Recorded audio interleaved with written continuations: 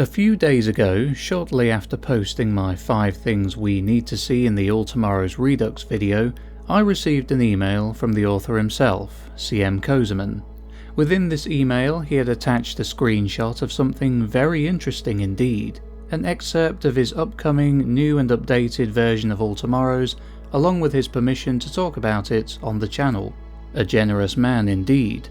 There is actually quite a lot here in this short section he sent me, and as such, I've decided that it would be best to split it up over 3 videos. I'll read through each paragraph and then, once finished, we'll take a closer look and talk about the information found within.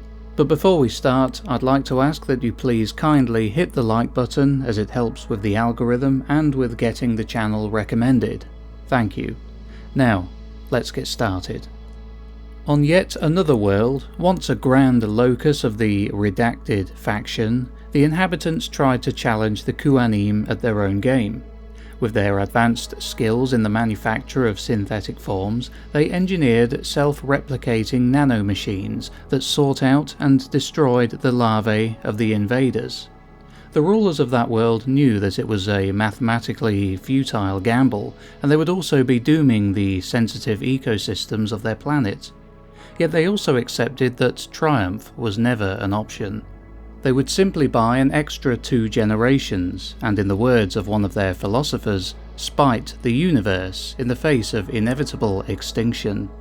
As clouds of tiny machines darkened the skies in teeming fractal combat against the Invaders, the Quhanim were quick to respond.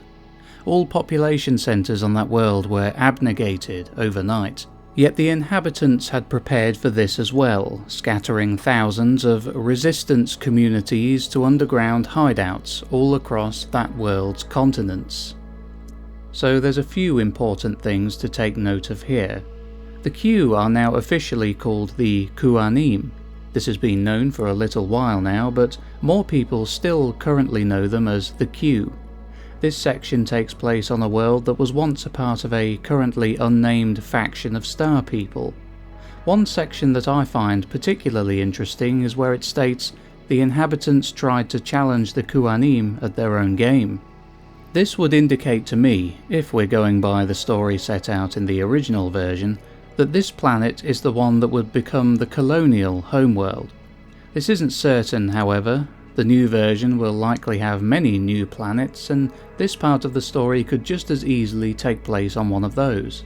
In the original version, the colonials were captured star people, genetically engineered and remade to become sheets of living flesh that acted as waste processing devices for Quhanim, or Q as they were then known, settlements. Their consciousness and sapience were retained as punishment for daring to rebel against their invasion. This was perhaps the worst and most disturbing fate of all the Star People colonies. If you'd like to go back to it and refresh yourselves on the story, my reading of it will be linked at the end of this video.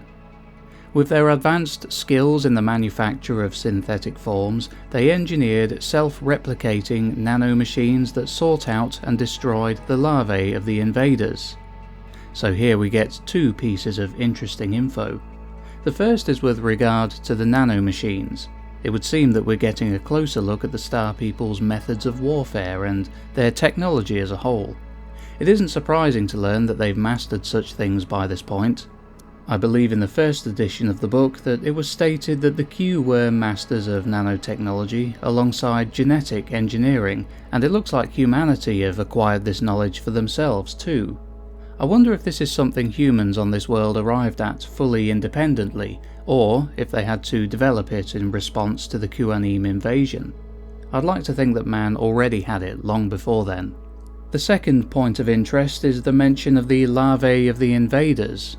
The Quhanim have always appeared to us as very insect-like in appearance, with their wings, mandibles and eye stalks, so their stages of development, including a larval stage, isn't really a surprise. I don't believe this was mentioned in the original, at least I'm 99% certain it wasn't, but my memory isn't great, so I could be wrong.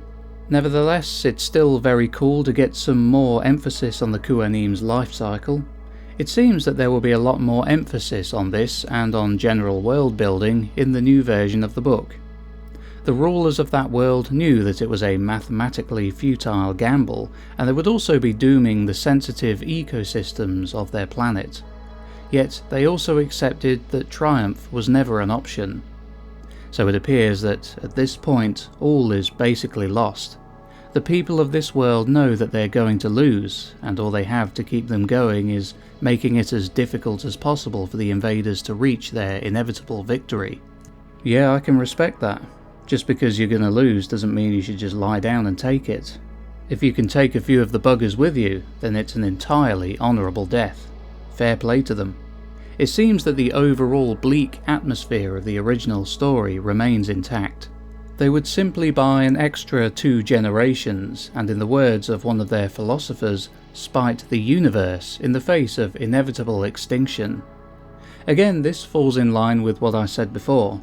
The hopelessness of the situation is there for all to see, but they're still going to carry on for as long as they possibly can. Things will get much worse before they get better. I like that we've heard a little bit from a future philosopher too. It's these little things that make the difference. As clouds of tiny machines darkened the skies in teeming fractal combat against the invaders, the Quhanim were quick to respond. Not really surprising. They're there to conquer, and conquer they shall. I really like the imagery of this section though. You can really picture it, the darkening of the skies above them. It acts as a nice metaphor as well, a great shadow being cast across their world, their home, signifying its impending end. What a terrifying prospect it must have been for the people living there at that time, to bear witness to the end of all things. All population centres on that world were abnegated overnight. I'm not sure about the word abnegated here, but as English isn't the author's first language, I think we can forgive him this minor mistake. He is writing an entire book in a language that isn't his native one after all. Much respect is due him just for that. It'll probably be fixed before publication anyway. It shows that the Quhanim were that much more powerful than the Star People. Sure, humanity had given them a run for their money on this world, but they were able to annihilate every single densely populated area on the planet in just one night. It really shows what they were up against. Yet the inhabitants had prepared for this as well, scattering thousands of resistance communities to underground hideouts all across that world's continents. Again, not going down without a fight. This seems to me like a Terminator meets Alien type of situation. You have the resistance, like in Terminator, engaged in a constant war with an enemy that seems utterly undefeatable.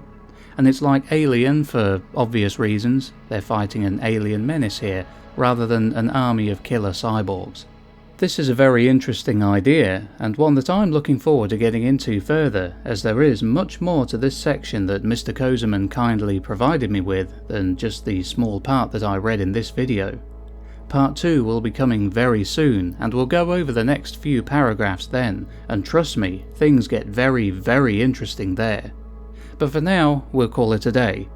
I hope you enjoyed this video, and I hope to see you back for the next one. If you did, then please hit that like button, and of course, please leave a comment with your thoughts down below. And if you're new here, please hit the subscribe button and the bell icon to be notified of future uploads. This has been the Bewarecast, and I'll catch you in the next video. Take care. Thanks for watching the Bewarecast. If you enjoyed this video, then please hit the like button, along with the subscribe button and the bell icon to be notified of future uploads. Also, please feel free to leave a comment on this video with your thoughts, and share it around with anyone who you think would find it interesting. I'd also like to encourage you to become a patron of mine on Patreon, where, for as little as £1, dollar or euro a month, you'll have access to exclusive bits and pieces from me, such as sneak peeks of my own upcoming speculative biology book, The Telescope, a study of alien worlds from Earth. The introduction chapter of The Telescope is available on there now, read by myself, so if you want to check it out, then just follow the link in the description. I would also like to thank my current members and patrons who can be seen here. This has been the Bewarecast, and I'll catch you in the next video. Take care.